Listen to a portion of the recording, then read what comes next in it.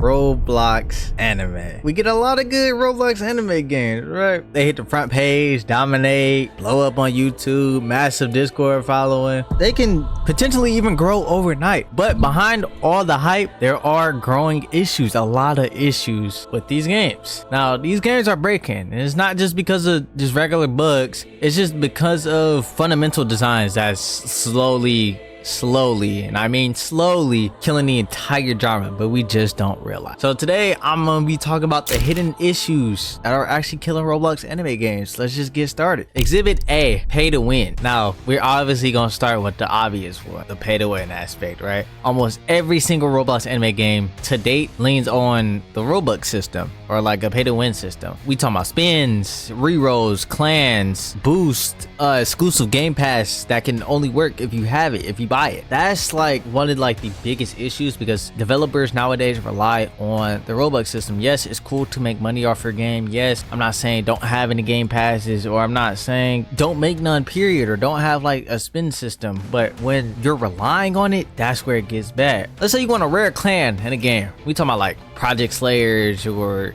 even Shadow Life back in the day. You don't earn it really. Like, yes, you can earn spins. Yes, they do have ways where you can earn spins if you don't have the Robux, but 9 times out of 10 or 8 times out of 10, you're using Robux to gamble away your RNG. So you spend for it, and every spin is like, what? It's real money. So you might spend $300 and walk away with the worst tier in the game. It's basically just gambling. It's a gambling slot machine for fucking anime game. It's not just frustrating, it's predatory. So like, I feel like the core problem when it comes to that is the games tie power to wallet instead of actually rewarding the skill and dedication to the players that actually play the game versus just spending. Free-to-play players typically give up if they don't have the money, because that's typically what these games lean on now, because there's no real challenge when you're just spending Robux to buy the best fucking style or clan or race or, you know, whatever in the game. Exhibit B, copy and paste. Now, when I say copy and paste, I don't mean like, I guess I mean it exactly how I said it, like copy and paste. Like, of course, GUIs are gonna be different, but some may be very similar to other games. Like Roblox anime games, I feel like they take inspiration and put it into their own term. Inspiration nowadays, when it comes to most Roblox anime games, is literal copy and paste, literally. So you'll take one game from, or one idea from one game, and then throw it into your game. Now you had took the exact same thing from that game, instead of saying, hey, like, this looks kind of cool, how can I implement this on my own, and then converting that into your game. Each game, like, they share like actual systems, animations, or even the entire like code base. Whether it's like a One Piece game, Demon Slayer, JJK, chances are nowadays you will see the exact same type of combat, exact same UI, the exact same level system, just with the code of a new anime. Why do these developers do it though? I mean, obviously because it's faster. All devs are going to reuse what they think works, but the issue is that when every new game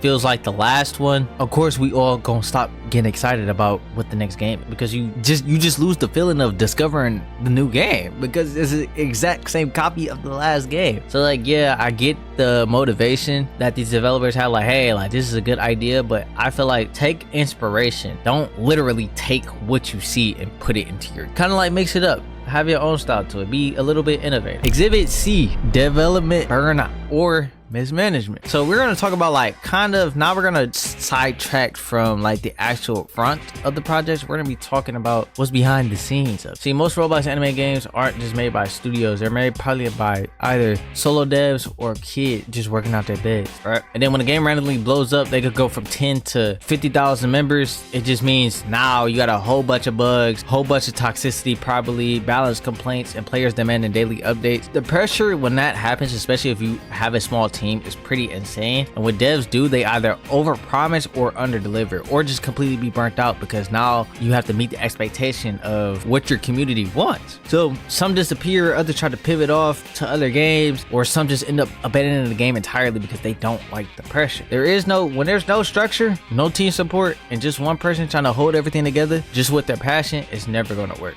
So I feel like one thing that games have to do, if you want to have a game, have a team, a proper team, a team that actually has the dedication to bring the game to life, to actually show like, hey, this is what the game can be, this is what it's going to be, let's do this, let's actually work on it. Because when it's just one person or one or two people doing the job and everybody else is just slacking, or niggas is just disappearing, not knowing what's going on, then that's when you got a problem. Yeah, we just got to do better on that. Exhibit D, RNG. Now, RNG kind of ties into the pay to win system, but it doesn't at the same time. You've probably lived through like spending hours grinding the same boss over and over and over and over and over, same mob over and over just for a 1% drop. Still don't get it. So to me, RNG is kind of like a trap in a way also, because you can grind long sessions or spend literal hours grinding for the same thing just to get nothing back. Now, is that always that's a bad thing? Not necessarily, because sometimes the grind be worth it, especially when the item is worth it. Grind is worth it sometimes, but it's another story when you have to sit there and grind for hours and hours on end for something that's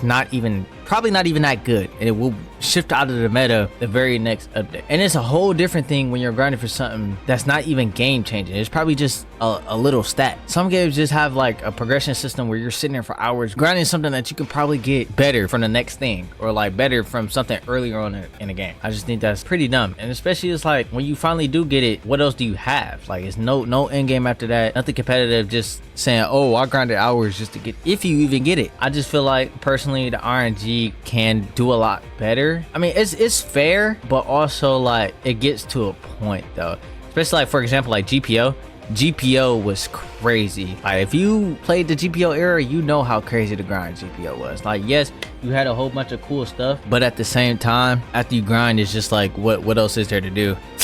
You done grinded for everything else in the game. Now there's nothing else to do until the update drops. So it's just, I feel like the RNG system is cool to have players grind for something to actually work for it, but kind of just lighten up a bit on them. Exhibit E, trend chasing. And now this here is kind of like a big one for me. Yes, there are going to be some animes where the trend is blowing up, but what loses individuality for these games is that it's the same game over and over and over and over and over, right? Let's say for example Demon Slayer, or even most recently Blue Lock. There has been a shit ton of Blue Lock games coming out on the platform, and it's literally the same thing, if not a copy and paste of the same mechanics. Dragon Ball games used to do that all the time. Naruto games sometimes used to do that. One Piece games definitely kind of followed that trend a little bit. Bleach games, don't even get me started on Bleach. Bleach games definitely took that inspo, especially when the inspo came from different genres like Deboken or Type Soul or stuff like that. Like that's kind of like the nail on the coffin for me. Like it's just a flood of low effort clones.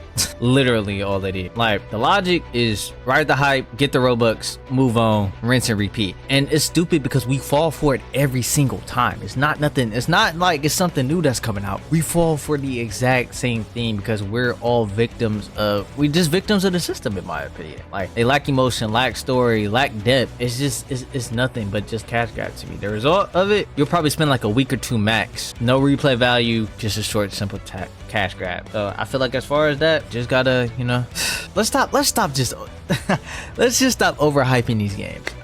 That's like the biggest thing for me. Like we overhype the littlest things. Like, oh my god, the newest Bleach game is coming out, let's ride the wave just to play the game, and it's literally the same thing. So we literally have to do, I say as a community as a whole, let's stop overhyping the games that don't deserve the hype. Now, this is not me bashing developers that are actually taking their time to make the game. Yes, you're taking your time to create the game, but it's a different story when you're creating another clone of the last game. Like, let's say Type Soul, for example. Like, Type Soul done had a couple copies already. Like, Type Soul Battlegrounds, or even that one Type Soul game Balboa is making. It's literally a rinse and repeat of the same thing, just different content. I'm not even gonna say content, just different styles, or I forgot what you call it. It's kind of slipping my mind at the moment, but yeah, like y'all get my point. Let's just stop overhyping. Now, on conclusion, how do we fix this? All these issues, all these underlying issues. One, let's just focus on everything not being paid. If we start there, I think we can push towards a better one.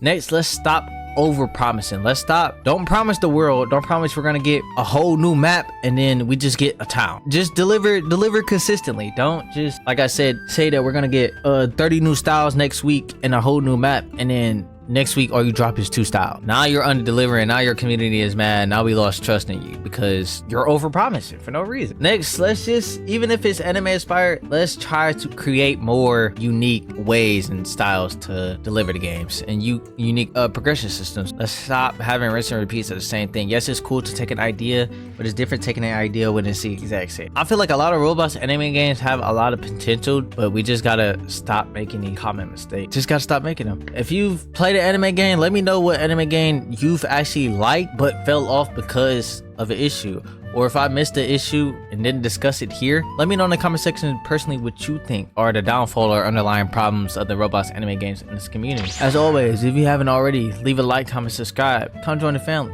And as always, I love you guys, and I'll see you all in the next video. Peace.